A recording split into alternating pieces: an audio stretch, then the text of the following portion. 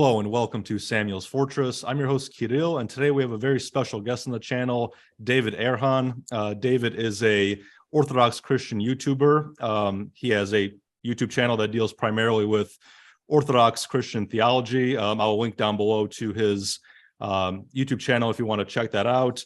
But beyond that, David is also Turkish, and which is one of the reasons why I wanted to bring him on the channel, so he can give us a bit of a perspective on what it's like to be an Orthodox Christian in a almost exclusively Islamic society. So without further ado, David, welcome to the channel. How are you today?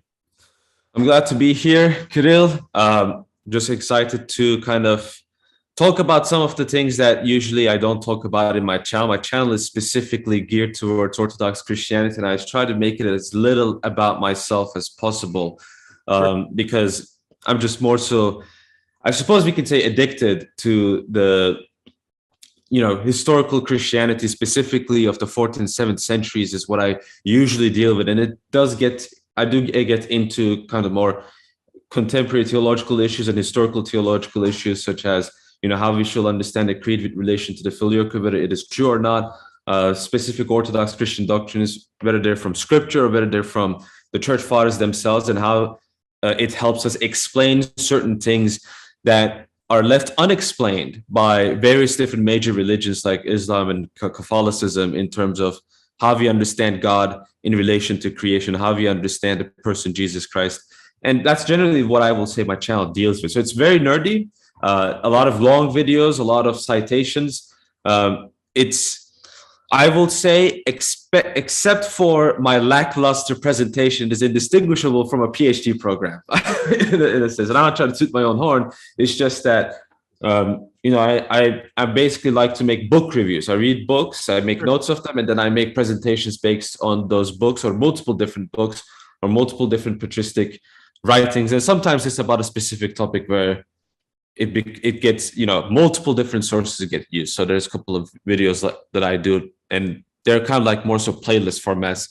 So I guess the main playlist that I am known for what I've contributed to this discourse, I suppose you can say, is the History of Christian Theology playlist. It has, I believe, 9 videos dealing with specific aspects of Christian history. Then there's St. John Damascus' Exposition of the Orthodox Faith, which is basically a review of his book, which is an excellent book. I think it's an excellent catechetical material.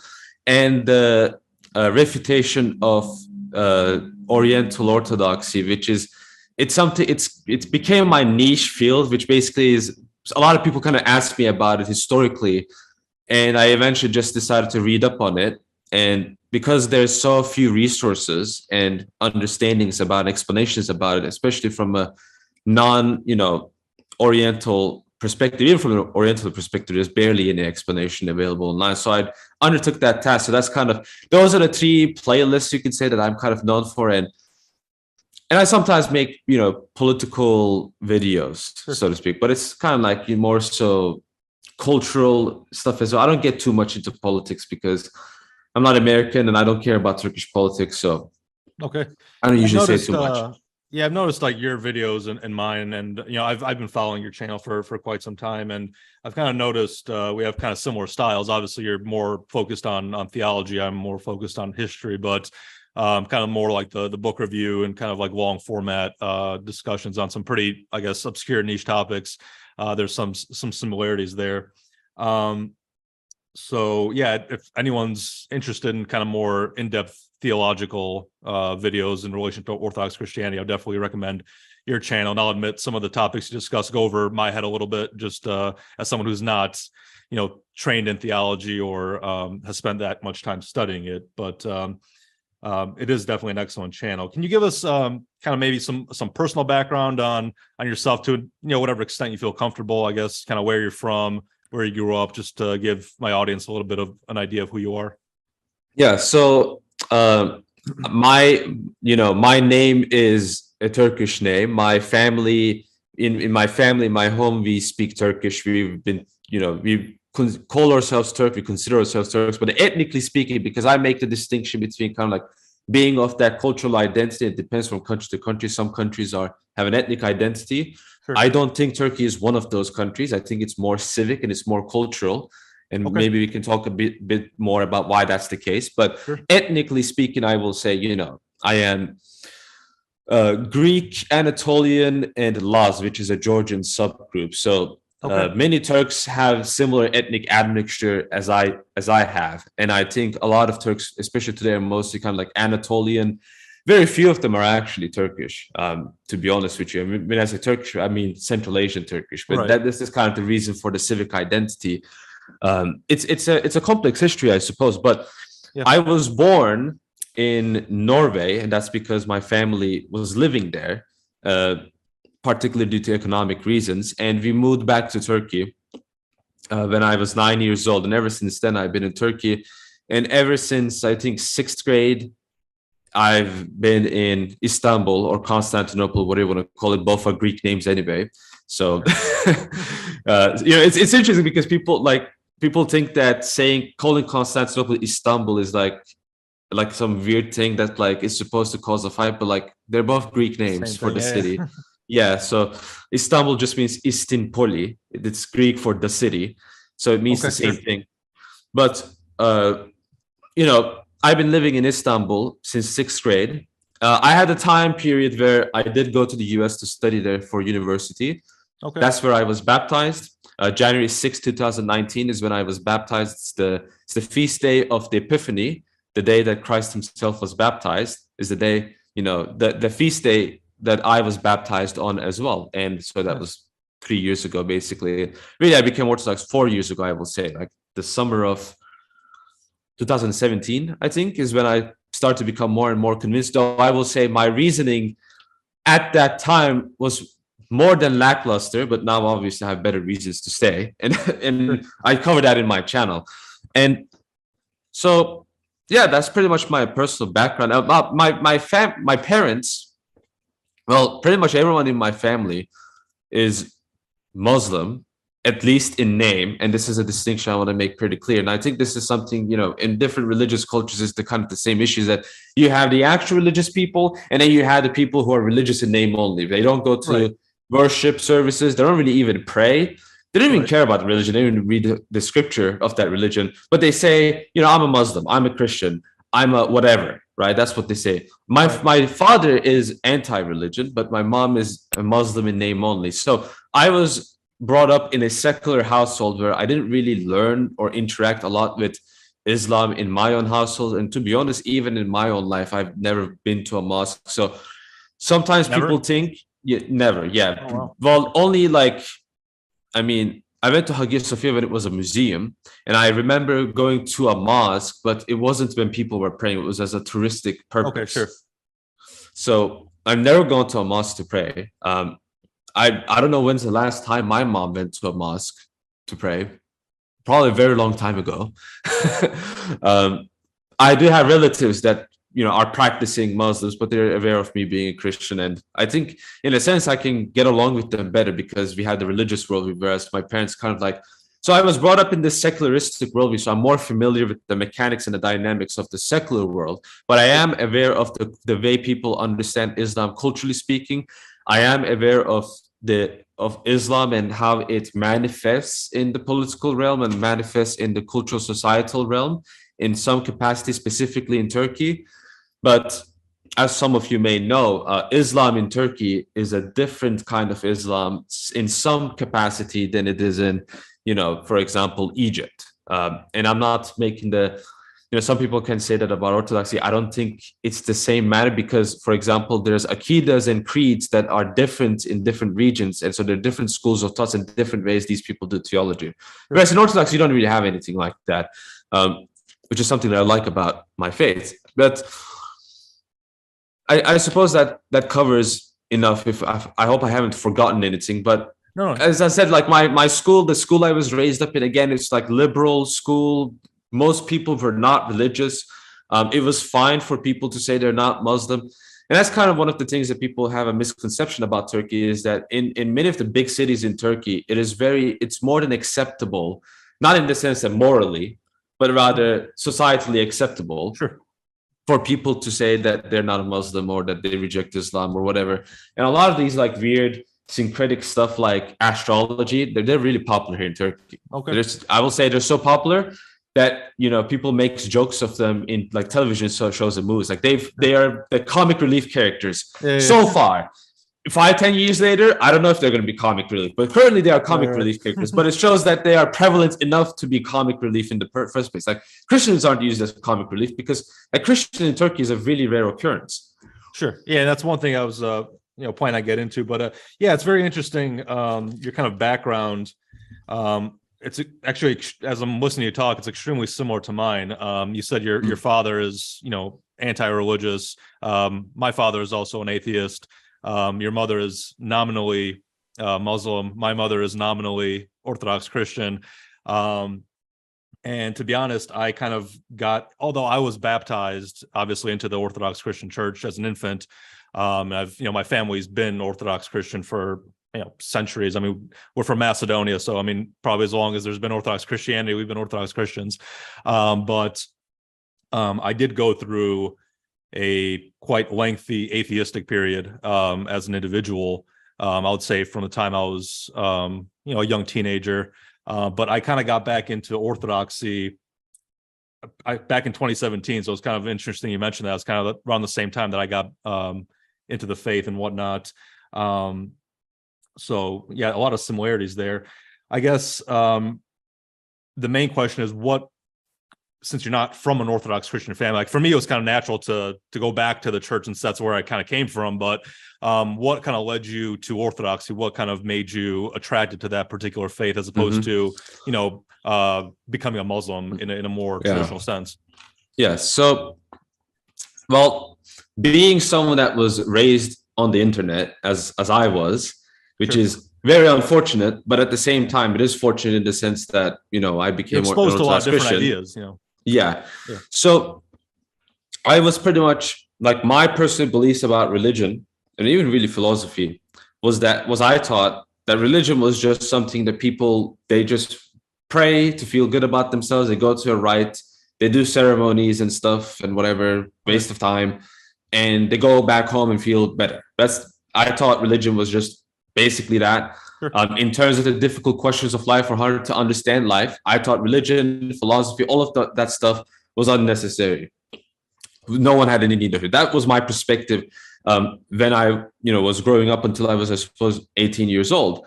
And I start to slowly realize, though not consciously, but subconsciously, that there is a reason why it seems like people are religious, and it is not because just they were born with it or it's part of culture, but really that religion itself naturally is concerned with questions and answering questions that are not on the realm of like the material realm, so to speak. So what I mean by material realm is not only just science, but also politics. Right. So to have political beliefs, you must have religious beliefs. Why am I saying that? In order to have political beliefs, in order to have for example, the ethical backing and the reasoning of your politics, you must have a metaphysic, a way of seeing the world that is inherently faith-based, because every single belief system is faith-based, ultimately, including those who reject faith-based belief systems. Every single belief system has these kind of like belief in the invisibles, ethics, morality, the good, mathematics, logic, all of these things. And I realized the only proper domain that answers this question, it seems like philosophy is that domain, but especially today, it's not really that case. And if you look at the ancient times, for example, philosophy was a lot more religious. And it's really ultimately religion that is a domain that answers these questions. And so when I understood that this was the fact, it became the question for me, okay, what religion? Now, chronologically speaking, in the sense that, what convinced me initially was pretty bad reasoning. I was a big fan of the Christian Roman Empire, also known as the Byzantine Empire today, which I think you will agree with me that the term Byzantine is a really bad term because it just means Constantinople.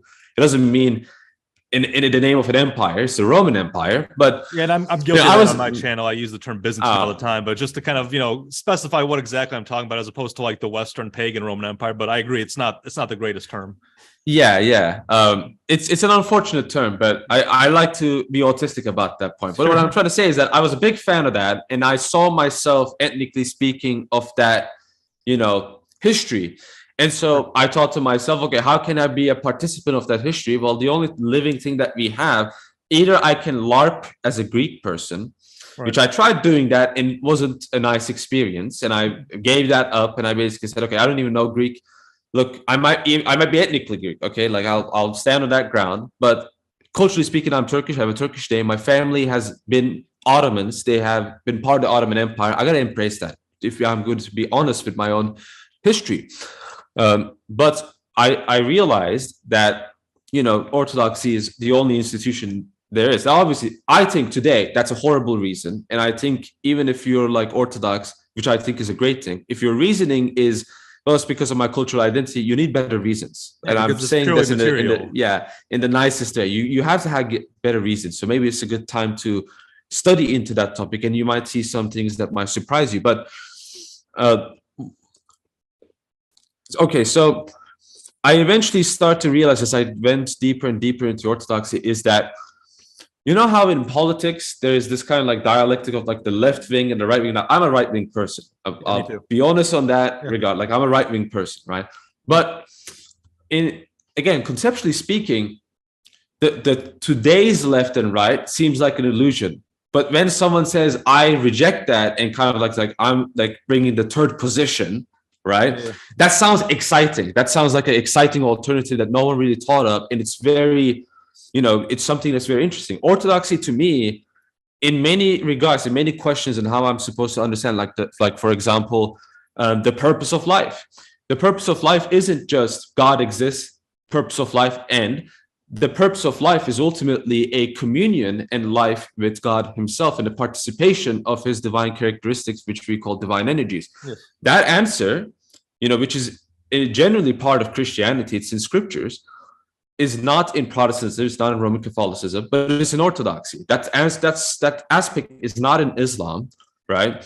But it's not in different religions. And in different religions, it's a lot more kind of this weirdo, unnecessarily mystic that goes against reason. But in Orthodoxy, you have this, union between the divine realm and the human realm in the union with faith, which is concerning itself about knowledge of invisible things, right? Which is kind of what St. Paul says, right? It's the evidence of things not seen, right. which logic will be part of that, for example.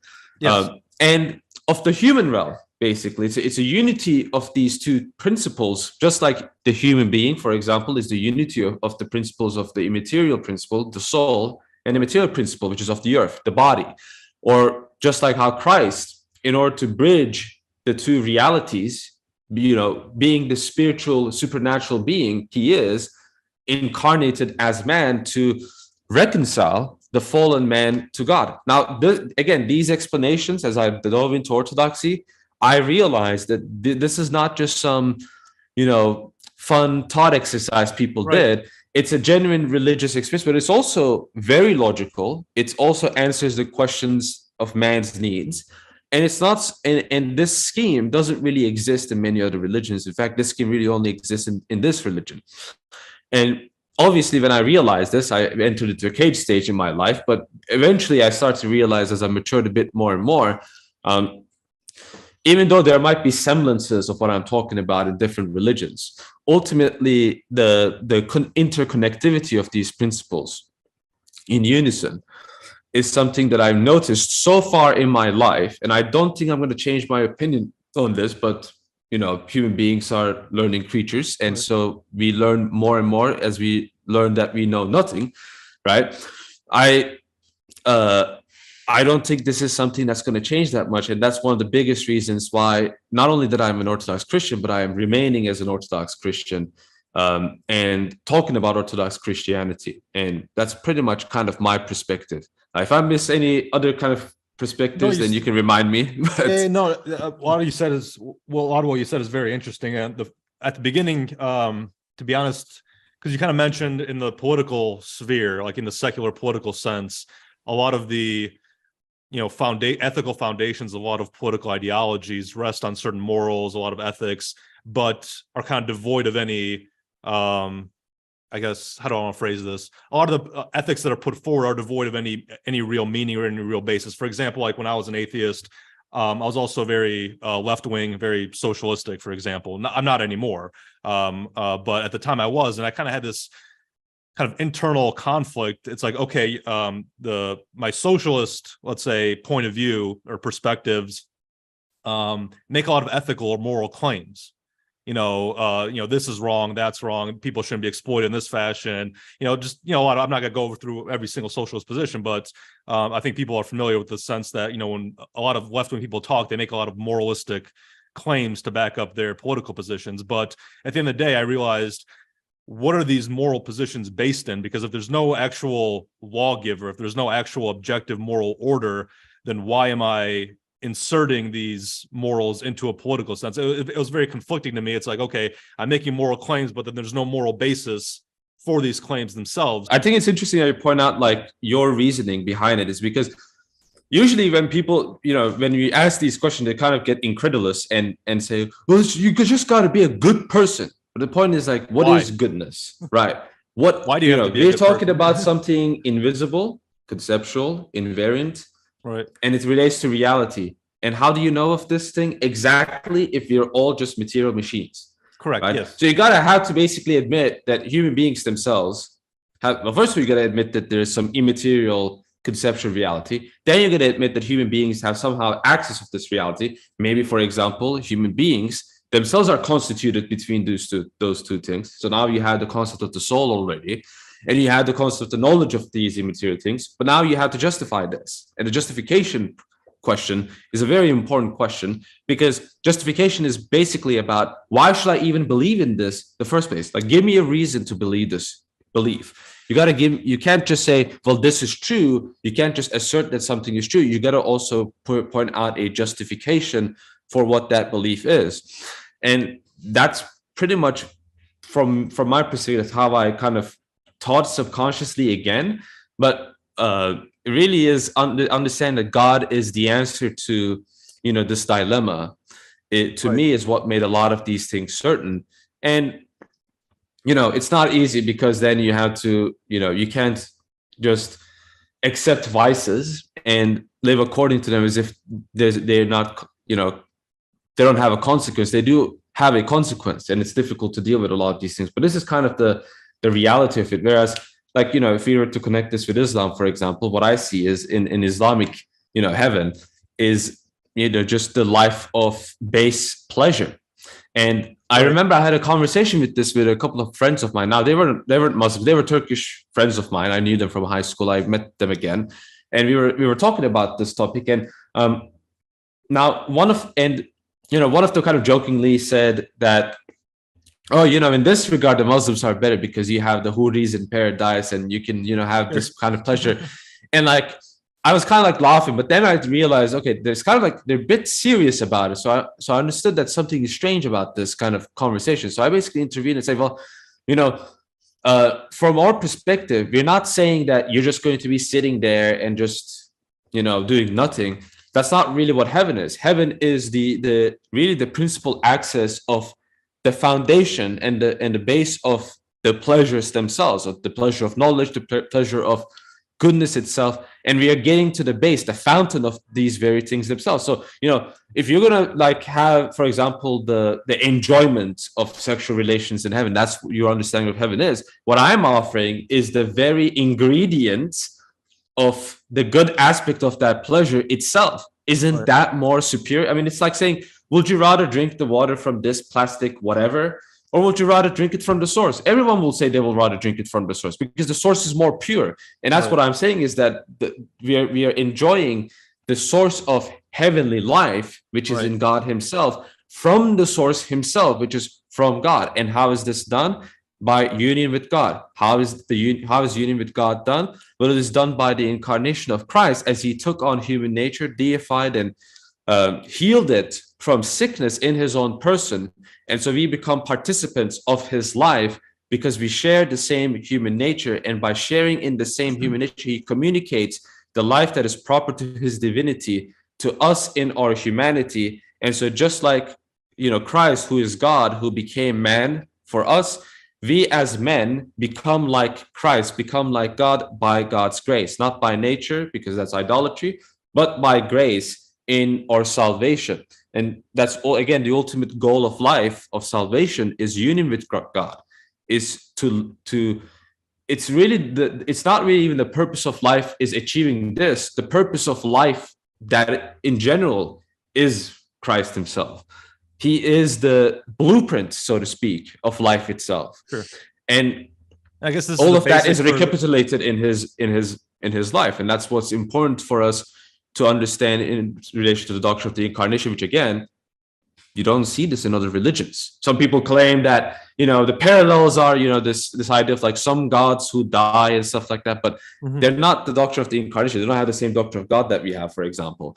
But the doctrine in totality, as it is, the doctrine of the incarnation, is something unique to Christianity. And getting this doctrine is something you can only get to when you have Christianity. Right.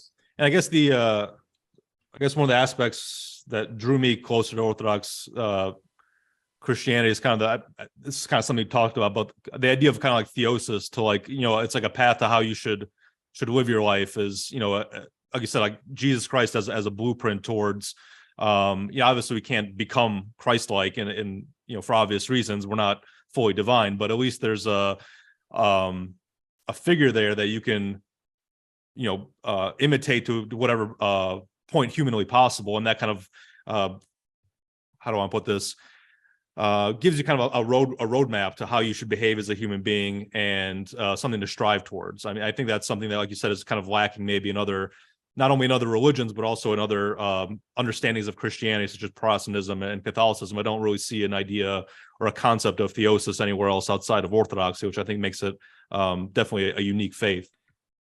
Yeah, I guess what I'm trying to say is that I see the creative, forgive me for sounding academic, the creative intellectual potential in Christianity when I read the scriptures, and when I see the concept, I see the potential. But when I look at other, for example, interpretations of Christianity, because like sects, right, Protestantism, Roman Catholicism, so on and so forth, I don't see them tapping into this potential. Like, for example, I deal with Roman Catholicism oftentimes in my channel. And one of the reasons why I do that is because it generally confuses me why they will adopt certain philosophical presuppositions and ideas that, at the very least, on face value, contradicts Christianity so much. For example, this is a very niche philosophical topic, but it's known as identity thesis in the book Transformation of Divine Simplicity.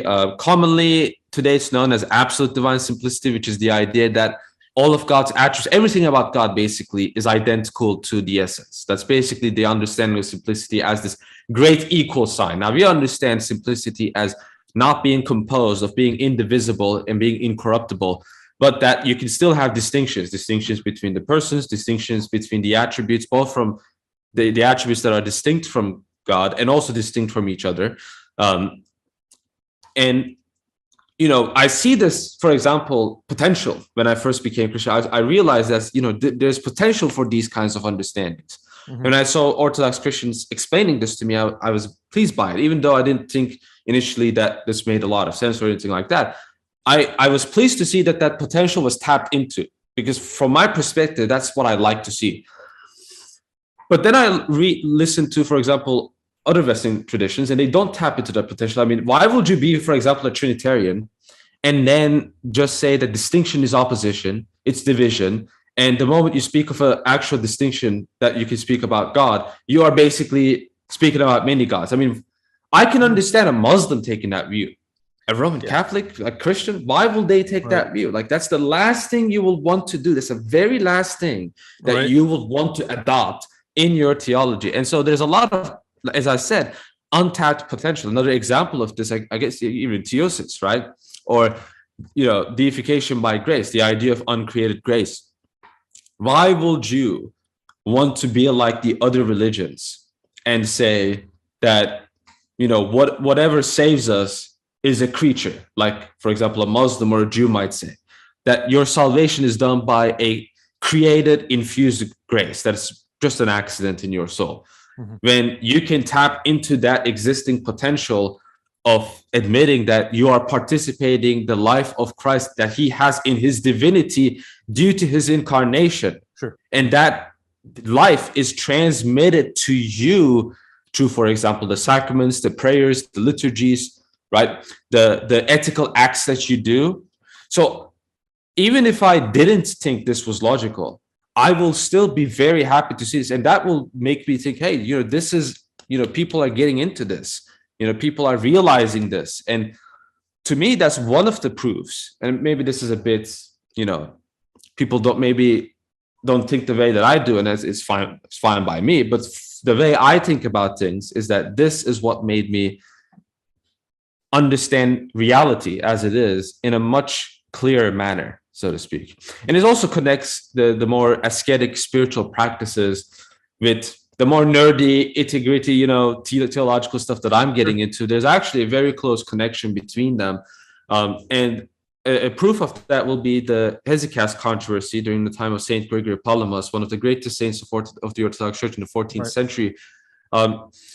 The whole dispute about the essence-energy distinction in Saint Gregory Palamas really arose out of the criticism of the Hesychastic prayer practices, which, by the way, is pre-schism. It's very old. It's patristic, but Bardem of Calabria and certain other pseudo-Christians, I guess, criticized this practice. And one of the things that St. Gregory Palamas did is basically connect theology with spirituality and show by our theology why it is justified to be hesychasts, basically. And I don't want to cut you off, but I know my audience isn't that, maybe well-versed in theology. Can you give us maybe a little bit of an explanation of what, asceticism is, and kind of give us maybe like a little bit of background onto hesychasm, all these kind of things, maybe for people who aren't familiar with those terms? Okay. Well, asceticism is basically the mortification of passions. Passions then are, first of all, they are aspects of fallen nature. There's something that came out of original sin or ancestral sin, whatever term you want to use. So things like hunger, like hungering for physical food, that is, is a passion. Now, in this case, the passion itself isn't evil, but however, the desire for sexual relations, particularly lust, now that's a passion that's evil. And so both the evil passions and the blameless passions are to be basically put under the authority of the divine life in us. And so we do that by asceticism, which is the mortification of these passions to take control of them. In short, that's the best way I can explain it. And it's basically a way to keep the passions under control. I mean, you don't want the passions, whether it's, like you said, food or sexual or other forms of pleasure, you don't want those to kind of take over your life in an unhealthy, unnatural sense. You want to keep those, I guess, tamed. Because ultimately they're a part of our fallen nature for us to kind of pursue those passions. But as religious people, we try to keep those, I guess, contained and in a form of discipline, I guess you could say. Yeah, they're desires. And so ultimately our primal desire must be the spiritual desire, the desire for God, right? And these desires, again, some of these desires aren't even evil, but these are ultimately desires of the earth. And so the desires of the earth are inferior desires compared to the desires of the spirit. Sure. Yes. And so to prepare ourselves to desire the spirit, one must lack the desire of the earth. Or a better way to explain this is to redirect that desire into the source of where that desire, the good aspect of that desire, comes from, which is to God himself. And so St. Gregory Palamas's, basically spiritual practice was pretty much based on that. And Barlaam of Calabria didn't like this. He kind of had this, it was more like a Twitter idiot that was like how should I say? He's like, he was basically one of those guys who thought philosophy can save you, and that like doing philosophy was like, I'm kind of giving like an oversimplification. Okay. It's biased, I admit, But he really is kind of like that. He basically is the person that thinks the philosophy can save, which is why Saint Gregory Palamas starts his triad, which is a defense of hesychasm, by saying philosophy does not save. He's not saying philosophy is useless. He's saying it doesn't save. The ascetical life is what says. The spiritual, the mystical life is what saves. And that's where he connects the, one can consider it to be, again, the nerdy dogmatic stuff with actual living spiritual practices, not in the sense that you must be the master of both in that sense, but rather to be master of one is kind of automatically becoming the master of the other. As St. Gregory the Theologian says, one who does not pray cannot be a theologian. So you can know everything about theology if you want, but if you don't pray, you should not call yourself a theologian, basically. And we don't usually call people theologians in the Orthodox Church, if you have noticed, for a very good reason. Right. It is reserved for actual ascetic persons.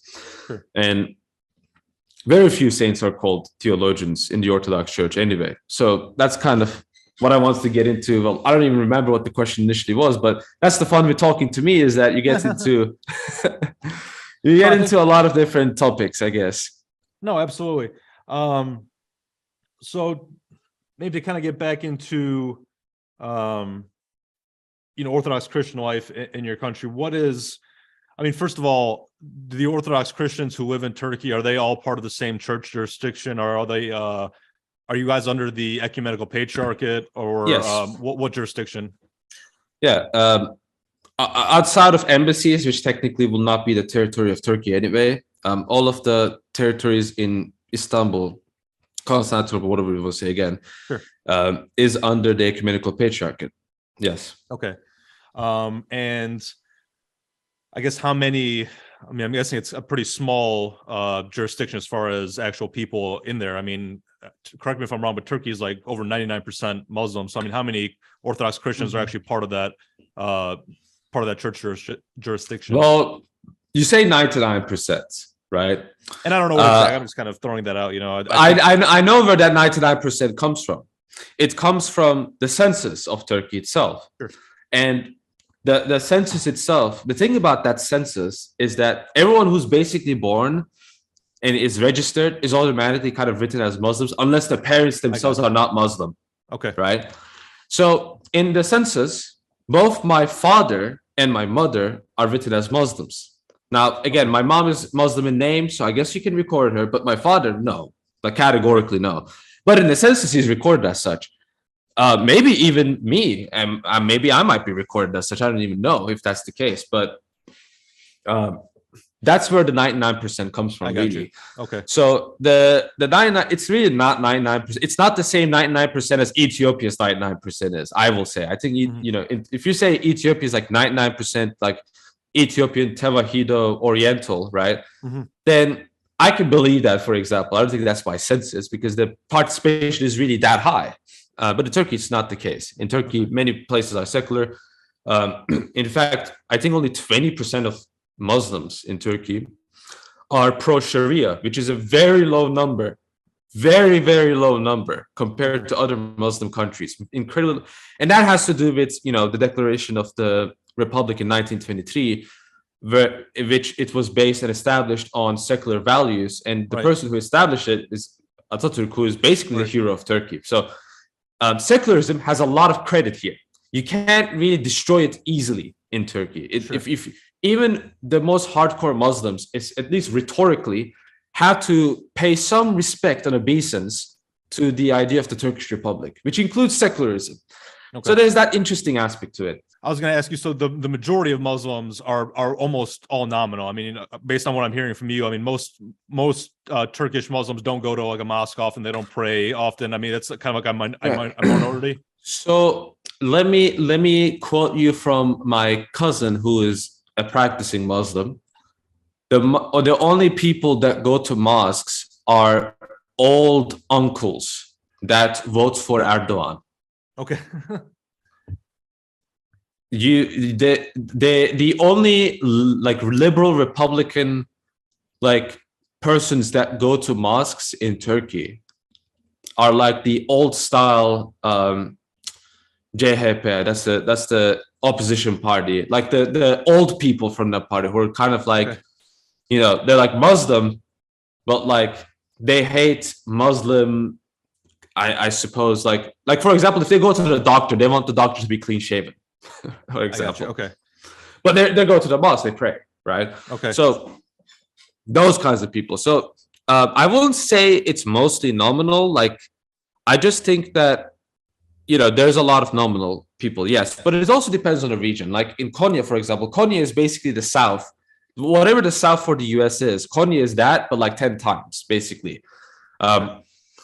So they're very conservative. Trabzon, which is where I'm from, like is in the sense that where I'm, where my ancestry is from, my ancestral homeland, they're very conservative. They're very conservative Muslims, for example. And that's kind of like on the Black Sea, like the northeast part of Turkey. Okay, yeah. Yes. And in fact, many of the Turkish politicians originate from Trabzon. The current governor of Istanbul is from Trabzon. He's a liberal Republican, by the way, but he's still from that region. So there's kind of like that hegemony, so to speak. I guess there's examples of this in America, but I'm not going to get into it because I don't want your channel to get shut down. But so I guess a question I have. So I mean, I'm not that familiar with question. I was going to get to your question, but yeah, go ahead. No, I was going to ask. I mean, I'm not familiar very much at all with Turkish like internal politics, but I mean, Erdogan is kind of at least portrayed in the West as like being more of like a hardline Islamist. And I guess my question is, first of all, is that true? And second of all, if he is, then, given that the Islamist portion of Turkish society is that low, how is he in power? I mean, why isn't there a more secular leader in Turkey? Well, as I said, the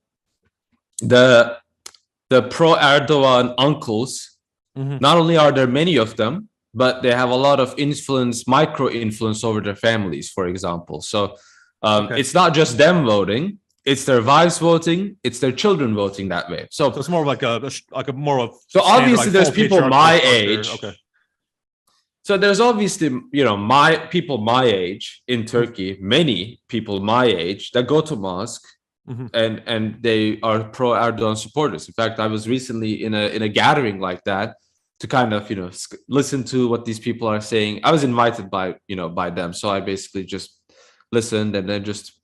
After it was done, just hanged out with a couple of them and talked about, again, religious topics and such. But yeah, so there are people like that, obviously. I'm just saying in terms of, like, if you go outside and you talk to people in Turkey, especially in the big cities, they're gonna be very secular. They're gonna be very like, oh, I'm Muslim, I guess, but you ask them more in depth, it's like, okay, so do you go to the mosque? Do you pray? Do you do any of these things? And it's like, no. Then you might even hear. In fact, you probably hear them saying, "Yeah, I think the Kurban Bayram. I forgot what the English of it was, but like the practice where they sacrifice animals, right?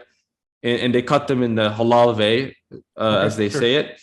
They will say, I think that practice is barbaric. We don't need it in Islam. That's not real Islam. Like, you will hear that, right? You will hear people say that. That's not real Islam. Real Islam is, being a Quranist. Like, again, I have another cousin. She claims to be a Muslim. So she's a radical feminist who denies that there's any biological difference between men and women. I don't know how you can even live that way, but she thinks that. That's what she believes. And if you ask her, what's your religion? She will say she's a Muslim. Yeah. Right? A lot of people like her exist too. And I guess we have to like tread carefully since we're on YouTube here. But I mean, in the United States, you see the same thing where you see some very, I'll just say non-Christian practices taking place among people who claim to be Christian or even inside of Christian churches. Thankfully, not in Orthodox churches so far, I guess. Maybe that's coming as, the church may be more infiltrated as other churches are. But I could definitely see that. Now, I guess as far as the way Orthodox Christians are treated in Turkey, I mean, obviously you're saying it's a fairly secular society. Is there any kind of discrimination against Orthodox Christians? I mean, do people care, for example, that you're an Orthodox Christian? What's kind of that dynamic like? Okay, so and that was kind of, I wanted to answer that, but I kind of remembered a bit too late. But you asked about basically how is life as an Orthodox Christian in Turkey. So in terms of like the people in the jurisdiction of the ecumenical patriarchate, how many people are there, etc. As you said, it's very small. There's barely any influence. There's barely any people. There are churches, there are congregations that, there are communities, there are parishes. I will say my parish is alive, quite alive, in fact, a lively community, but I can't say the same for a lot of the parishes. And I think a lot of them are more so the touristic parishes, where there's not a lot of people who live in Turkey that go there, but a lot of people who visit Turkey that go there, if you catch my drift. So that's kind of how they operate, I will say. And I like my church personally, but again, people, for example, my age, going to church, very absent. I haven't seen many people like that, whether they're converts. I have seen Turkish converts, obviously, and I know some of them, whether online or whether in real life. So there are people like that, but the communities are very small. And from my experience, there's not really a lot of interconnectivity. If you kind of understand what I'm trying to say, like there's not much connection between. There's not like in America. One of the things that was interesting to me is that different parishes across the same state or like different cities still had communications with each other. You could still like name a priest from one parish and the other priest will be like, oh yeah, I went to seminary with him and all this kind of stuff. Right. In Turkey, there's like none of that. Like there's basically barely any of that, at least from my experience. And that's kind of like the difficult aspect of it, is like the groundwork and all of this is not easy to do. And of course, there's political pressure as well and all of that kind of stuff. In terms of how Orthodox Christians in Turkey are treated, if you think the idea that some people kind of push this idea, if you think that the idea that, Orthodox Christians in Turkey are constantly day-to-day harassed, like they're harassed in the Middle East, they're harassed in Egypt, in Africa, that idea is obviously not true. It's not a true idea. I've never, well, actually once, but even that is funny because that person was a liberal. But I've never had a Muslim harass me, for example, or like do anything, aggressive or mean or negative towards me because I'm Christian. Now, they have tried doing dawah. They've tried to convert me, but obviously that's not going to be very successful. Sure. Because obviously I'm someone that does respond to that, and I will make the counter dawah, so to speak, in a Christian form. Right. So from my perspective, I don't see any problems with it, but I do know a couple of people, and and they don't seem to have a lot of problems. I know one person in particular. She's kind of a more like a liberal university college type of person, but she kind of says, people give me the stink eye because they feel comfortable doing it because I'm a woman and all that. And to me, it's like, okay, whatever. Like, sure, I can't, like, I'm not a woman, so I can't sympathize. And and to me, it's like getting having people look at me weird because I have a cross necklace. To me, it honestly doesn't really bother me, right? In fact, I kind of enjoy that because it makes me feel like, like that not that I have power over them, rather that it makes me feel like we are living and that we are alive and that we are living enough that this person feels a little intimidated. And I feel good about it. Not like super good, because I don't like the fact that that person is having negative emotions, but it does make me feel like, we are living and we are alive. And that's kind of my general perspective of it. But at the same time, in Turkey, especially, our culture is, you gotta be with a pack of people, right? So I hang out with a group of people. I hang out with a group of friends, and I know these people quite well. I particularly, for example, know one or two people, and when I meet their friends, and I usually don't say I'm a Christian. I usually someone else that says it because they want something to happen. Basically, they want something to occur. They want some controversy to be stirred up. Only then that it gets mentioned. And again, because they think that I'm a reliable person because I'm friends with a reliable person. Sure. They treat me with respect. So if you show them respect, they show you respect back. That's pretty much how it occurs here. Like if I acted like some people act online, where I just act like a completely belligerent idiot, and I just tried to rile up controversy and said, statements that will be offensive to them. Like, for example, I was in a debate with another Muslim recently, and one of the things he kind of asked is, "Oh, well, Prophet Muhammad knew certain things about the world, and someone who didn't even know how to read and write couldn't have just learned that. And how do you think that he will come to learn?" And I kind of basically said, "Okay, look, I'm saying that this is our perspective. I'm not trying to attack your religion, but from our perspective, we believe that people who preach false religions are most likely in some ways possessed by demons, and that knowledge that Muhammad had might have been from a demon. And so that's how we will explain that." So, like, again, I've basically said that I believe your prophet is demon possessed, but you notice I treat him with respect. I basically say, "Look, I'm not saying that you're an idiot or anything like that, but this is the perspective of our faith. Right. You might not like it, but that's what we believe. And I don't think you should be telling me that I shouldn't believe that," basically. Right. And they understand this. They understand it quite clearly.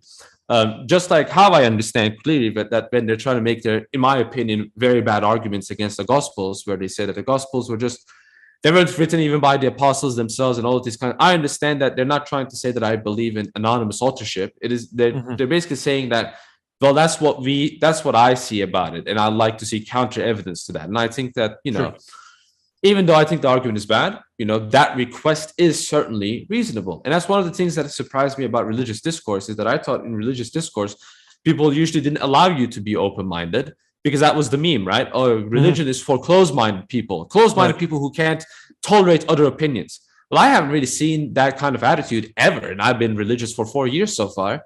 Maybe I'll see it when I'm 10 years in, but I have seen the attitude of closed-mindedness many, many times in liberal circles, very fervently. I have seen that throughout my life, throughout offline, online. I've seen that over and over again. Moving on to a couple different questions, I kind of want to hit because I know your time is a bit limited. You mentioned. Obviously, again, the secular aspect of Turkish life. The Hagia Sophia recently was converted from, you mentioned I think you used the term museum. It was kind of a secular, kind of more of a, I guess, touristic spot. I've never been there. I've never been to Turkey, but what was the attitude of most Turks, I guess, towards the conversion of that building to a mosque? Was it kind of seen as a negative thing? Were they kind of, happy to see that happen? What was the attitude amongst Turks from your perspective? Well, it was mostly positive, but for different reasons. From the Muslim perspective, it was positive because they kind of thought that, yes, we're finally reclaiming, our building and blah, blah, blah. From a secularistic perspective, it was more so about national independence. And this kind of sounds weird, but they're basically saying, ultimately, it's our building. We have the right to use it however we want to use it. Even if you agree or disagree, their whole point is that the Turkish government is allowed to be able to do that.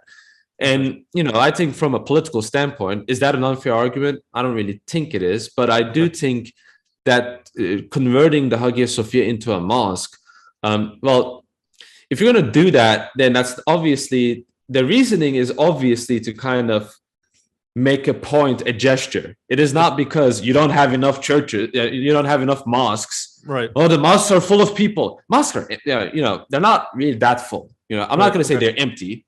That will be dishonest of me to say they're empty, but they're not full either, right?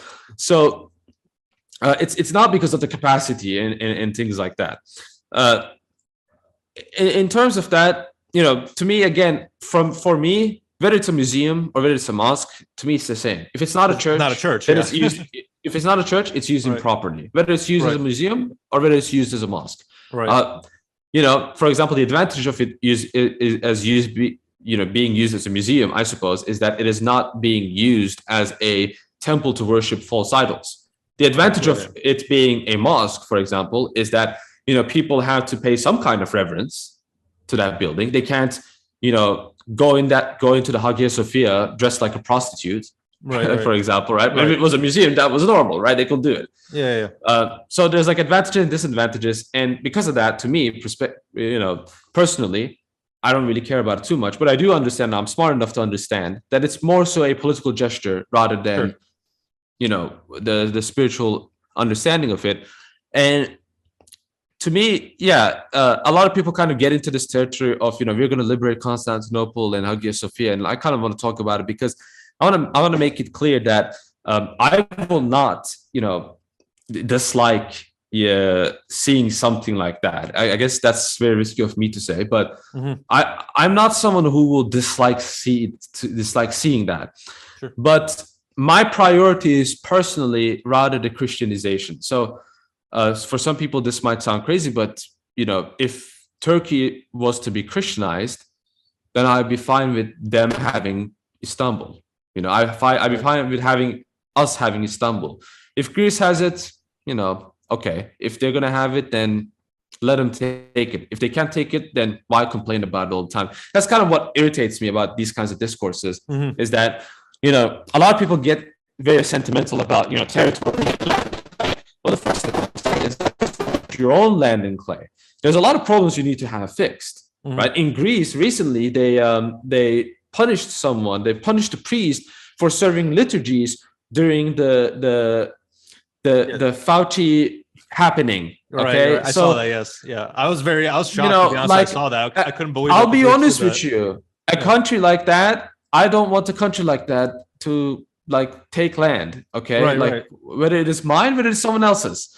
I don't want a country like that to be victorious. I want that country to be victorious by not having things like that. So that needs to be fixed first. You need to be able to fix that first before you can go around fix things outside of your own territory that you are managing. So I think a lot of the zealousness that people have for their own nation, I think it's very healthy actually.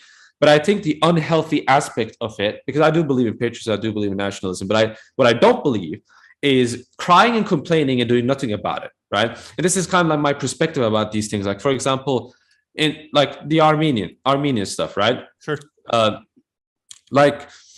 For example, I saw a tweet from an Armenian woman in America basically saying, I'm not going to have kids. But okay, if you're not going to have kids, then don't complain about how Armenians were persecuted and the Armenians were treated badly, because you being an Armenian, you are betraying your race, and you're basically saying that I'm not going to procreate, I'm not going to have children, I'm just going to make money. I'm going to make money, as if that means anything. Like, okay, make money, who cares? You got to have actual lineage. If you don't have lineage, all of that stuff's meaningless. That's all going to be gone when you're dead. But when you have children, when you have a lineage, that doesn't end. That never ends. But again, these people live that life. These people live that life online, including the traditionalist ones, right? And even people from the Balkans and people from Turkey. And this applies universally, but more so the Balkans and the area of the world that I live in. I just hate the idea of people complaining and moaning, but not doing something in their own lives to change it. If you want to conquer the world, have kids. That's the best thing you can do. If you're a woman and you're 30 years old and you don't even have children, for example, I don't really have much sympathy for your complaints about what happened to your civilization, because you yourself are your biggest enemy, for example. Sure. So that's kind of how I see those kinds of conversations. I think obviously those conversations have a place. Mistreatments, wars, and conquests, and who is the true heir of a land? From my perspective, so whoever has conquered it is the owner of it. It's really that simple, right? But if you're just going to complain about it and get into fights about it, then that I can't sympathize too much. That's kind of my perspective as it, and I think it's relevant because a lot of people that kind of get into Balkan history or Middle Eastern history and all European history, for example, they like to have these alt history conversations, and to me, I feel like that's like saying I'm going to be the best football player in the world, so I'm going to play FIFA. Sure. That's not going to help you. Okay. Yeah, right? I got you. One thing you said I thought was very interesting. You kind of, I think you describe yourself as patriotic, nationalistic, and so forth. Do you find it hard to do that? As a Christian in Turkey, I mean, even the Turkish flag contains obviously like an Islamic symbol on it.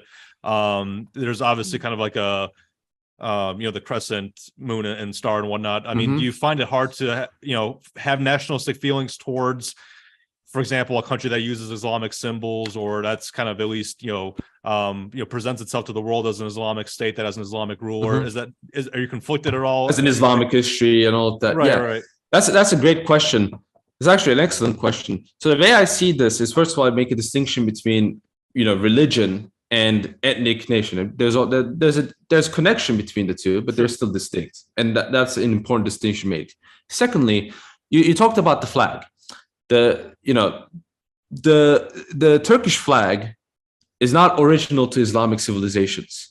Okay. In fact, the Turkish flag was used in the coins of, I believe, the city Byzantium, Constantinople, basically, prior to it becoming part of the Roman Empire. But even the Roman Empire, that symbol that the Turkish flag used today, that symbol existed in Anatolian civilizations, the Roman civilization. So I will say, I don't think it necessarily had to be interpreted as a Islamic symbol, although I can see why someone will think it's an Islamic symbol, why someone will interpret it as such and have that identity, but it's not necessarily so. In terms of do I feel, here's what I think about the concept of nationalism in the first place. There's building blocks to it. The smallest unit of society is the individual. I'm joking. So it's not the individual, it's the family. Right? And so from family, you have tribes, you have clans, right? You have multitude of different families. From multitude of different families, you have, for example, cities, provinces. And from these, the collection of these, you get a nation. So the nation is kind of like I guess the empire will be the biggest building block, right? Because the empire is a collection of the nations. Sure. But in terms of kingdom, in terms of nation itself, right? The highest level you get is the nation. So do I feel some kind of connection with my family? Yes, obviously. Right. Sure. Do I feel some connection to people of the region that I come from? Yes, obviously. Do I feel some kind of connection to people who call themselves Turkish? I think that is the interesting part. And for me personally, I don't feel ashamed when I call myself a Turk because I have a Turkish name. I'm part of that culture. I think if I'm to be mature and honest with myself, I have to say that. However, simultaneously, that does not mean that I have to adhere to its history and culture totality. I believe that what I am doing is that I am just one of the people who comes from that land that Turkey inhabits today, but I am someone who sees myself in a different light not from the time of the Ottoman Empire, but the time before that. I'm someone who sees myself in that light. And I think if people who are honest with the Turkish identity thought this way too, I think it won't just be me. I think it will be numerous different. In fact, there are many people that think the way that I think. So my way of thinking is this weirdo way of thinking. Is many academics, many politically minded people have the same way of thinking. It's not popular, obviously, but a lot of people think that the Turkish civilization is not just merely. It doesn't merely start with the Ottoman Empire. Some argue it kind of starts with the ancient Greeks, or rather the ancient Anatolians. Sure. Okay. And kind of like this, mixture of the Turkic conquerors as part of our history, and the Anatolian, peoples that ended up being assimilated first by the Romans and then by the Ottomans. And because I believe that's a historical fact that such a thing has occurred. Right. And a lot of people, as I said, kind of see themselves in that light. And remember, a lot of people that, for example, actors and politicians, some of them come from lands outside of Turkey, like the famous actor Kıvanç Tatlıtuğ. I believe he's Albanian. He comes from Albania, right? And there are many Albanians in specific parts of Turkey. For example, some are from Bosnia, right? Some are from Bulgaria. Some are from Macedonia, like you are. Some are from, various different areas of the world. Some are from Greece. Some are from Georgia. And a lot of these people are cognizant of their roots as well. And so what I'm basically doing is that I'm being cognizant of that roots like these people are, but I'm just leading it to the logical conclusion. I kind of want to maybe switch topics here a little bit. I know I'm kind of jumping around a little bit, but you mentioned you're part of the ecumenical patriarchate. Obviously Patriarch Bartholomew is the primate of that church. What's your attitude towards him in particular. I know a lot of more kind of conservative or traditional Orthodox Christians have been quite critical of him over the past few years, especially with some of the schisms that have occurred. Obviously, Constantinople, Moscow, stuff like that. Can you give us maybe a little bit of your perspective on him as an individual person, whether you feel he's kind of faithful to the church, to the Orthodox Christian faith, or whether you feel he's a compromise maybe in some fashion? Yeah. So, first of all, the Ecumenical Patriarch Bartholomew is my patriarch, is my bishop. So obviously I had to pay respect for him, regardless of what my opinion is. Right. As a bishop, as a primate.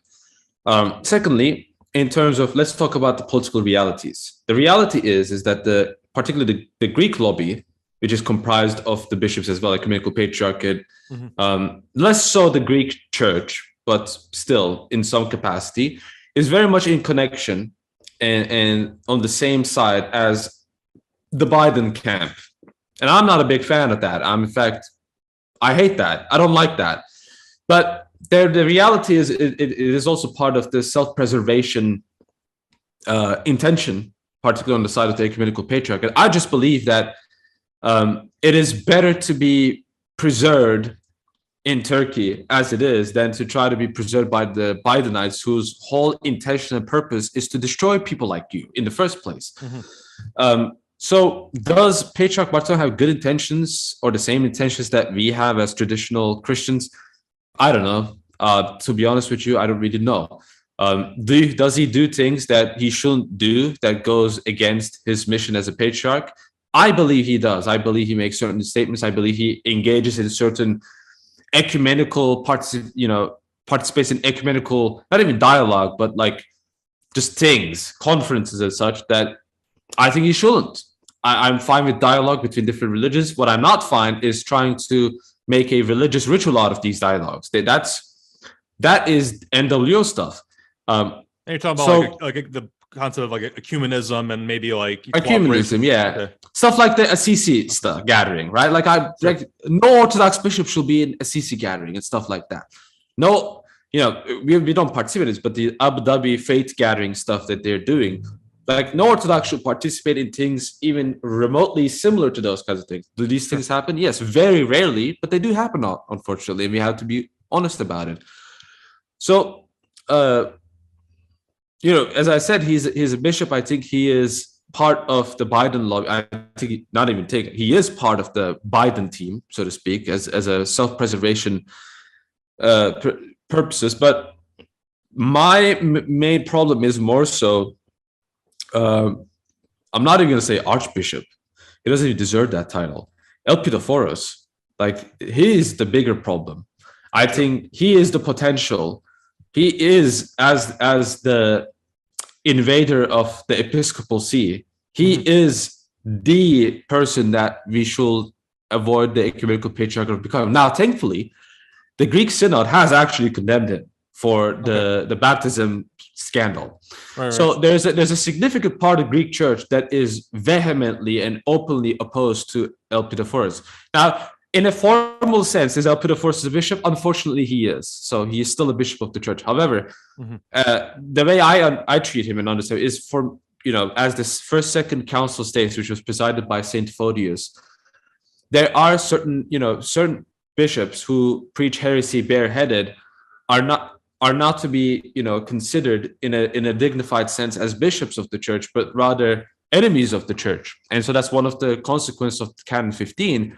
And the consequence of that is in church history as well. Like Nestorius, for example, people still recognize Nestorius was a bishop, or formally speaking, and that he was formally a bishop until 431 in the Third Ecumenical Council.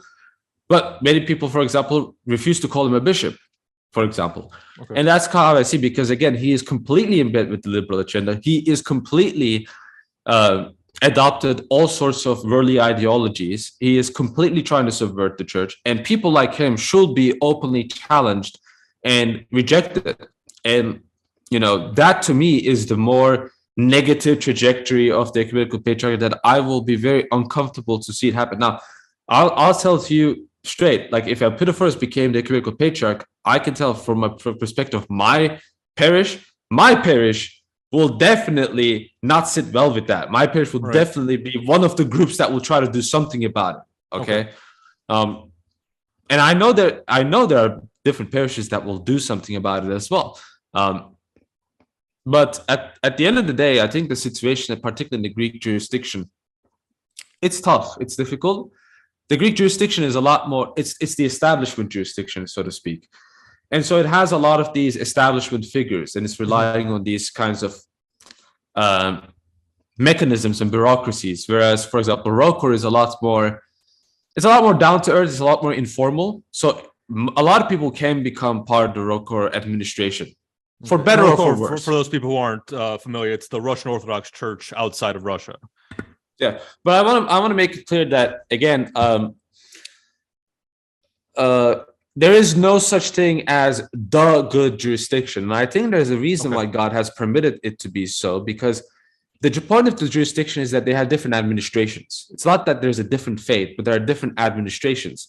Right. So what I'm basically saying is that I am complaining about the certain administrators of the jurisdiction that I'm a part of.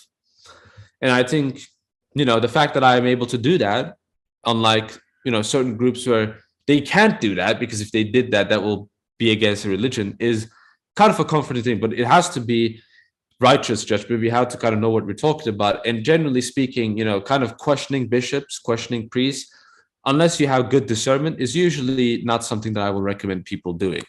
But I also want to showcase that we as Orthodox Christians, we are not afraid of, hierarchs. We are historically people that have called out hierarchs that have disobeyed the faith. Example of this is the acceptance of the false Union Council of Florence in the 15th century. Many of the Constantinopolitan laity has violently rejected the decisions made by the bishops, and the bishops themselves have repented of the decisions they made, the decision to unite with the Roman Catholic Church, that is. So there's precedent for that kind of behavior. But again, must be done with discernment. There's a right time for everything. So be cognizant of that as well. Okay. And there's been some criticism, I guess, directed towards Bartholomew in particular. They're trying to kind of maybe, and hopefully we can speak on this, try to become like the Pope of Orthodoxy, kind of maybe overplay his position as far as, instead of being the first among equals, being maybe kind of in a higher position. Do you see that at all, or kind of what's your take on his kind of attempt to maybe take a more? Yeah, go ahead. As you probably know, maybe your audience also, we believe in first among equals, right? That's kind of like the primacy, the short term of it. I think it was Epiphorus that said that Constantinople was the first without equals. And that is the kind of papalist position. Now, it's a bit complex because historically speaking, if you, for example, look at the Fourth Ecumenical Council, the Council of Chalcedon 451, Canon 28 does state that Constantinople, being the imperial capital and being modeled after the Patriarchate of Rome, which Rome itself had certain privileges as a patriarchate that other bishops did not have. And this was established by the Council of Sardica, right? And so Constantinople also kind of was the Pope of the East in a sense, right? Just like how Rome was the Pope of the West, Constantinople was the Pope of the East because of the administrative faculties of Constantinople, I suppose. And there's precedence for it historically, right? So that role Constantinople does have historically. The debate that is going on right now is that to what extent does this privilege stand? Because this privilege was established synodally, and so it could be revoked synodally. And this was also kind of like, for example, in terms of like canonically speaking, right, like the Ukraine situation. Sure. The Moscow Patriarchate, with Metropolitan Onufrius as the right, canonical hierarch, was, he was the hierarch of that land. And Constantinople claims that it has the power to be able to recognize the autocephaly of another church, and that's what it has done. Right. Does it have that power? Yes. Does it mean that that power should be used? Now, for us, that is also an essential aspect of the discussion on whether the patriarch should be able to do that or not. So I think people mistake the privileges of a see with the superiority of that see. I would like to give kind of like a theological example of this. Sure. The Father is the sole source and fountainhead of divinity, right? But he is still equally divine as the Son and the Holy Spirit is. And so the hierarchy of the Trinity in terms of the personal hierarchies, in terms of, the Father being the cause of the Son and the Holy Spirit, does not denigrate the equality. Just like, for example, the hierarchical roles of men and women does not mean that women are denigrated and put onto a lower status. We don't believe that, for example. They're not denigrated. And so in Orthodoxy, we do believe that the natural level, right, and in the sense that as bishop proper, patriarchs are equal to bishops. However, administratively speaking, they have as the hierarchical role, as what their hierarchical role insists, they have certain privileges and they use those certain privileges. So I think the real problem isn't that does Constantinople have those privileges? The problem more so is Constantinople correct in using these privileges, or by using these privileges, they have completely acted against the unity of the church. And historically speaking, that's pretty much how the church has taught about these things, generally speaking. Okay.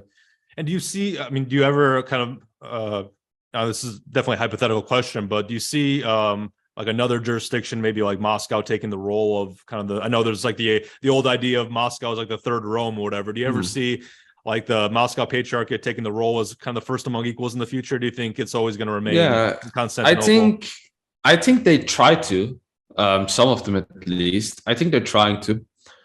Is it going to? I genuinely don't know. I have zero clue about it, whether it is going to happen or whether it even can happen.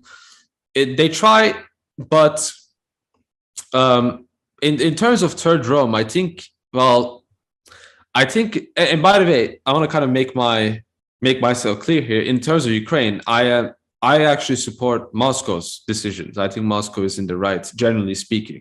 And just to be clear, we're talking about the church dispute, not the military conflict.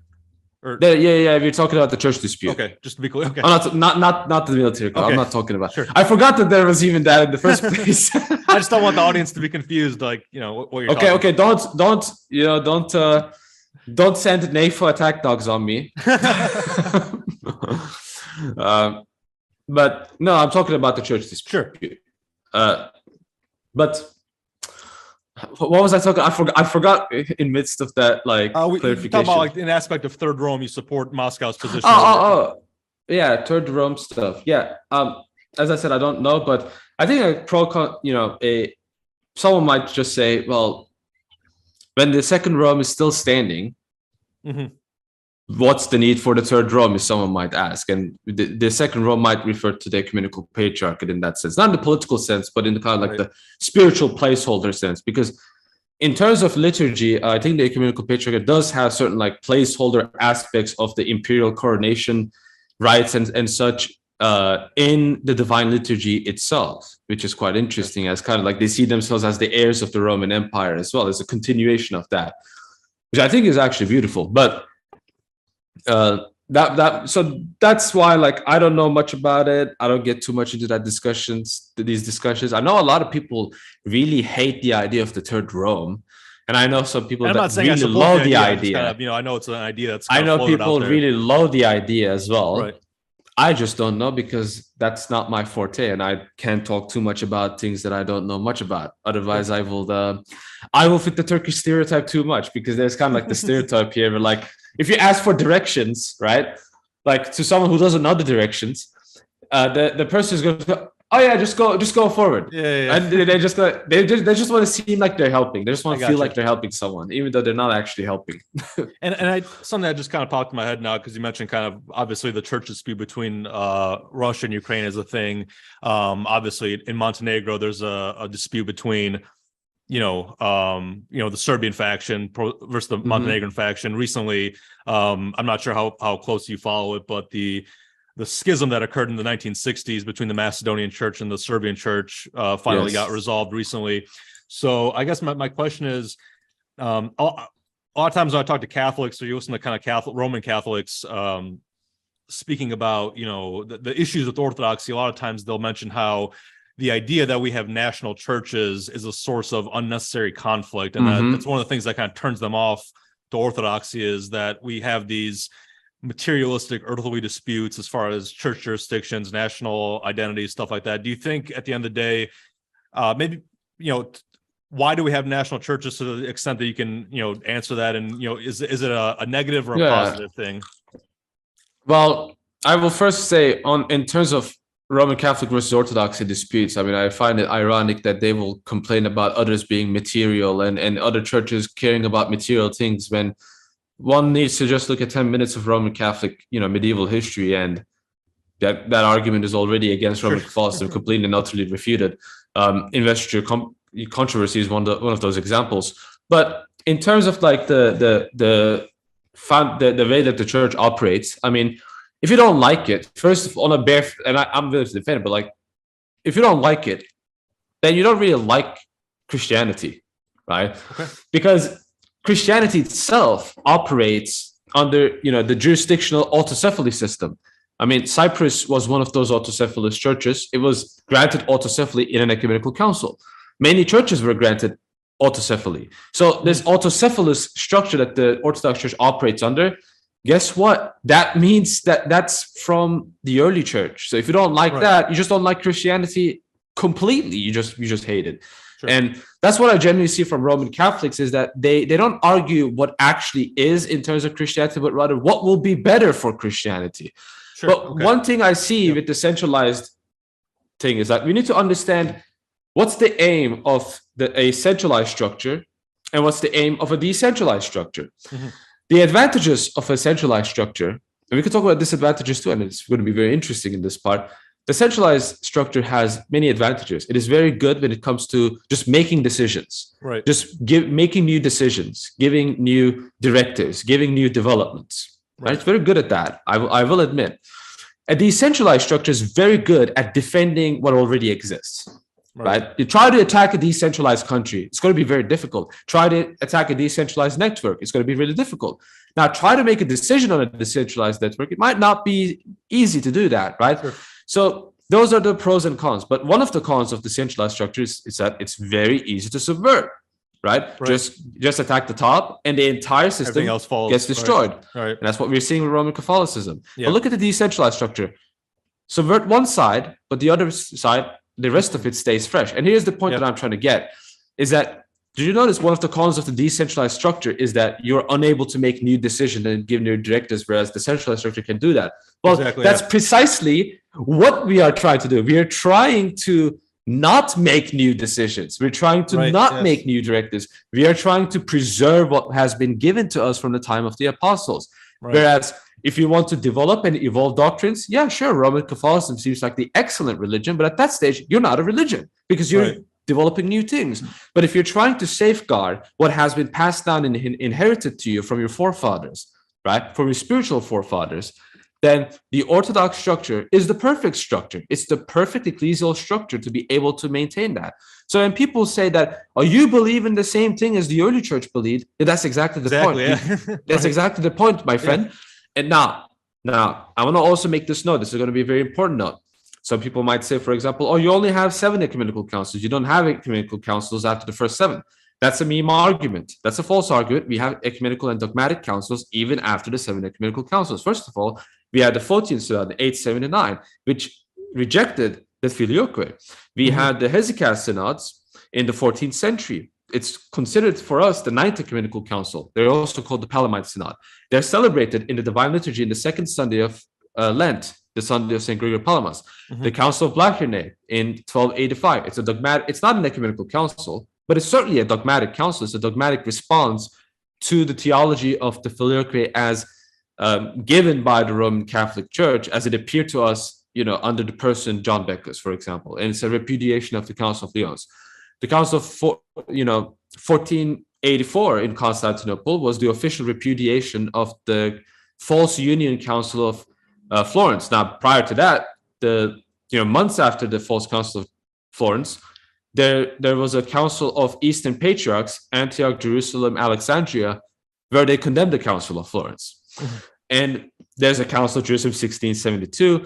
I mean, there's many different councils that we have and we accept as dogmatic councils and that we accept dogmatically, and it's normative for us. Now, the interpretation of maybe some of these councils might be, in the sense that it's interpreted in light of the early tradition. So like Council of Jerusalem is an example of that, but it still makes the point that we have normative councils even after the first millennium.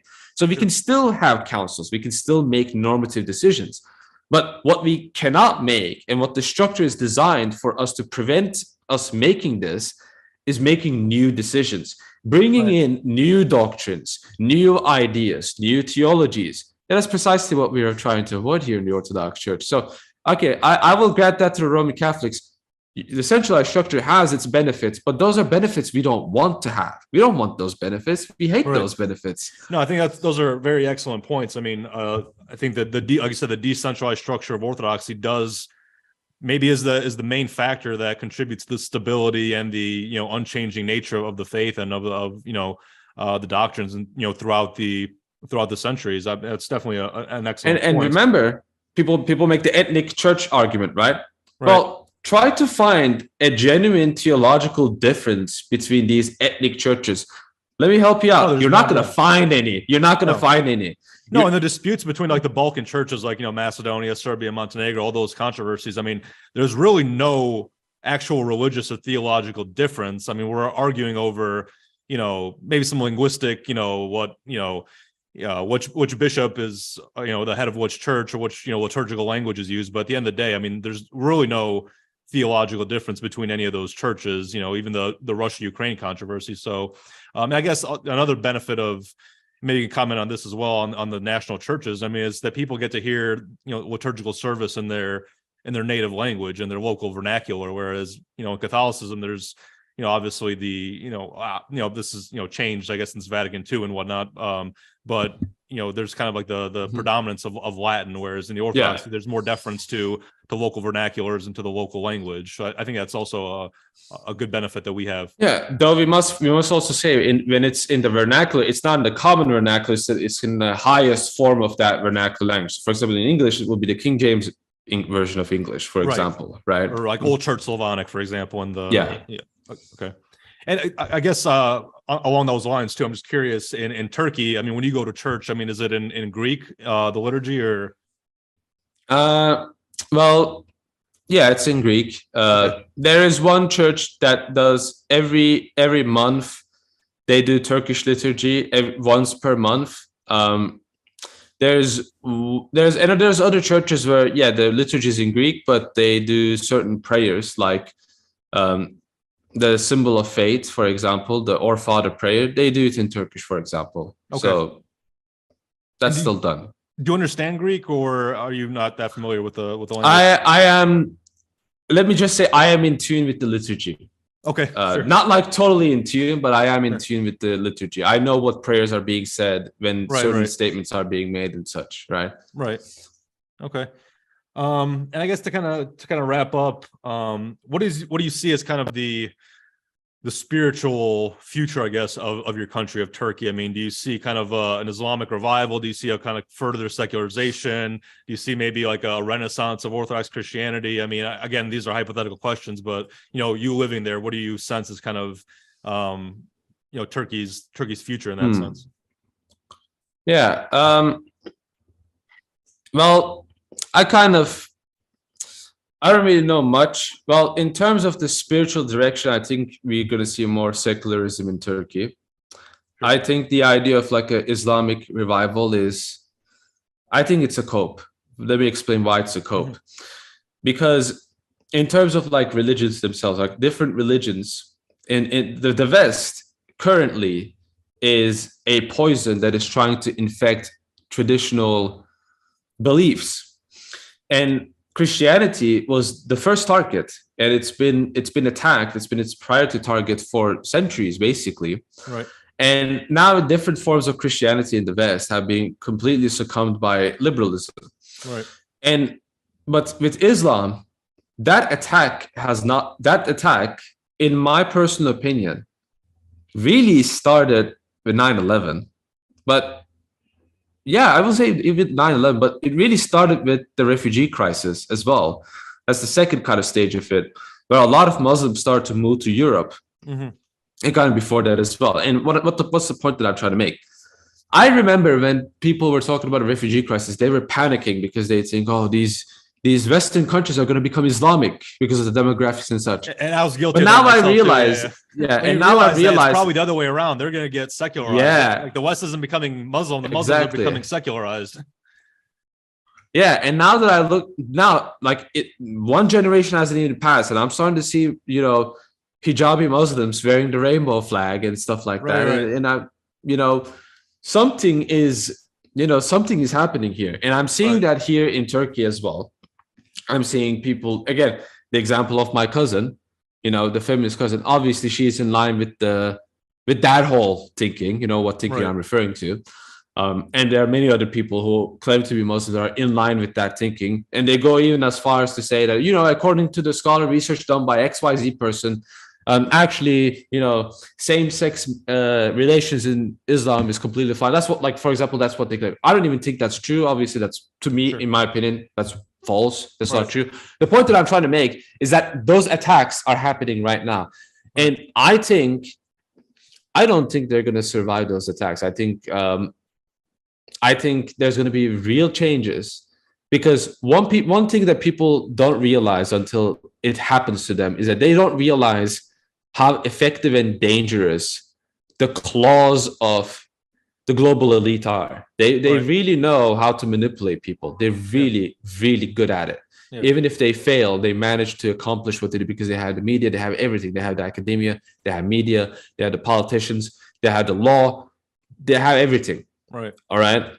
And the only thing they don't have is you. And that's what they're trying to have. They're trying to have you. They're trying to conquer your mind. They're trying to conquer you as a resource. And, the people in the Middle East are the next in my opinion, they're the next ones. Yeah. And I think in 10, 20 years, a lot of the Muslim societies that we taught were so super traditional, we're going to start seeing some interesting things about them. And I think, for example, with Russia, which many people consider to be kind of this degenerate nation, which I agree in some senses, it is certainly degenerate. I play online video games. I talk with Russians often. Let me tell you something. I hate Russians. I don't like them. But I also love Russians because, I enjoy talking with Russian people. I enjoy Russian history, but I don't like modern Russians. They're degenerate people. They're horrible people. And they're the worst kinds of people that I've dealt with. They're one of the worst kinds of people. What do you mean specifically? Like that you dislike? Like they're degenerate. They're just degenerate. They are coomers. They have no respect for others. There's zero respect for others. They just scream and shout. They don't even speak your language. They don't even speak English. They speak Russian and think that you know Russian. I don't know Russian. Speak English to me, right? Like they don't have any respect for anyone. They don't care about anyone. And the smallest slight you do to them, they instantly cry, moan, and just ruin everyone's experience or whatever that experience is. And so, like, that's what I'm trying to say. And there's other degeneracies as well that I can outline. But I think this society in 10, 20 years, I think if you look at the decisions made by the Russian government and how they try to combat this influence, they're at the very least fighting against it. But then you look at the Middle East, like Saudi Arabia, are they fighting against it? I don't think so. I don't think that's happening. I think rather there's, in fact, an adoption and an embrace of certain of these ideas from the West. And I think we're in the process of seeing how that works out. Yeah, I think definitely the forces of secularization coming from the West, I mean, are more powerful, I think, than most people realize. And like you said, whether it's Islam, whether it's Catholicism, Orthodox Christianity, I mean, I think all those religions in a sense are a target of those forces. So are you kind of pessimistic? Are you pessimistic going forward as far as kind of orthodoxy and its position in the world, or I guess as far as well, all I know, in the end, God wins. But the road to victory is obviously going to be difficult. So I think if things go worse than it is right now, I won't be surprised. I will be surprised if things start to go better. I will start to think, okay, something is going on, because I don't know. I just think that, like, how should I say this? There's a lot of work that needs to be done, I think, for like pretty much everyone, but especially from us Orthodox Christians. We need to do a lot of work for ourselves. Um, there's problems that I have that I think are significant, that I think if you and your audience knew, you won't even have a conversation with me here. But there's, like basically, and I'm basically trying to say that, we need to clean our room first, to use the Petersonian adage. Petersonian, yeah. Yeah, in order to be able to clean the world's room, so to speak. Right. And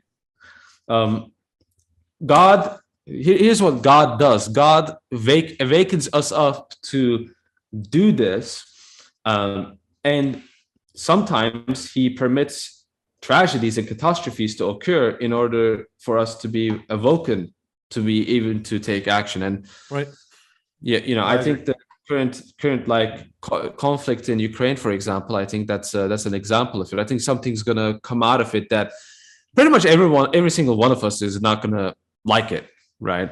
So in some capacity, it's gonna negatively affect our personal lives. It's already doing that, but I think I don't think it's gonna stop now. I think the reverberations are gonna happen in the future. I mean, just look at how people reacted to this, like 2020, the magic, Fauci animal stuff, like how that whole stuff turned out. Like, just look at that and how that stuff turned out. And I can't trust the people who obeyed that whole stuff wholesale to be able to make good decisions for me and for others. No, I agree. Okay, I know we're coming up on 2 hours. So just one final question. So like I mentioned, most of my audience, almost entirely, are from the Balkans, or people who are originally from the Balkans but live abroad, and a lot of them, even though they're kind of born Orthodox Christian, or culturally Orthodox Christian or nominally Orthodox Christian, maybe are not very deeply religious themselves. What would you suggest if someone wants to kind of explore or kind of dip their toes into some of the more religious aspects of Orthodox Christianity? Like, what's a good resource to get into? How should they start? Like, so like, what's the best way to kind of start getting into Orthodox Christianity? Correct. Or like, if you're originally an Orthodox Christian, like from a cultural point of view, but want to get maybe more into the actual religious aspect of that life, what are some good resources? I mean, other than the basic stuff, like go to the church, have a good relationship with your priest, and focus on your spiritual life, read the lives of the saints. Assuming you are going to do all of those things, because those are kind of like the standard basic things that we must do. Sure. My personal recommendation is, obviously I'm going to shill my own channel in that regard, sure. But, watch my videos and you're going to see some interesting things that might be of benefit for you. But I will basically say, tap into that history, tap into the history of the church that you're a part of, not only the history of the church as it relates to your nation, but the history of the church as it relates, outside of your nation, as it relates to different aspects of life, particularly the early church. I think really the early church there's a breadth of different resources that's going to be kind of like a breath of fresh air in some capacity. And if you kind of want to like read about what Orthodox Christianity believes, generally speaking, Exposition of the Orthodox Faith by St. John Damascus is a good start. I think it's one of the best catechetical works. If you start with that and kind of read, the 5 theological orations of St. Gregory the Theologian, and so you end up learning the Trinity as well, and you kind of just read the Cappadocian Fathers particularly, and read the scholarship on that, like Dr. David Bradshaw and others, you're going to, I think, a lot of really interesting things will be revealed to you, so to speak. I think it's going to be really enjoyable, and that's what I've been doing, and I've been enjoying that kind of stuff. So I don't know how things are in Orthodox countries, like in the sense of like, are these works accessible? Like, can I go to a bookstore in Macedonia and find On the Holy Spirit by Saint Basil the Great in that language? I don't know. Like, I don't know how it is, but online, there are many different resources available. Okay, sure. These resources, if you're fine with reading PDF, the Discord server that, I know people might not like Discord, but the Discord server that, Jay Dyer founded and I now own, the Orthodox Christian Discord, we have many of these resources. We have many of these PDFs that you can access, and we have many people that are willing to help out people who have questions. Sure. Though the reason I'm asking is because it's a little intimidating if you're not that familiar with the theological aspects of it. I mean, it's kind of hard to know where to begin because if you start digging into some resources, you feel kind of like, overwhelmed, or maybe I'm missing something. I should have gotten something before I read this. I mean, it's kind of, again, it's different concepts, different arguments, tend to be very complicated, especially if you're not familiar with the basic theology. So that was kind of the reason I was asking is, first steps. But yeah, those are, you mentioned, definitely good resources. Anything else you want to kind of address before we wrap up here today? Maybe kind of plug some of your stuff and where people can find you and all that kind of good stuff.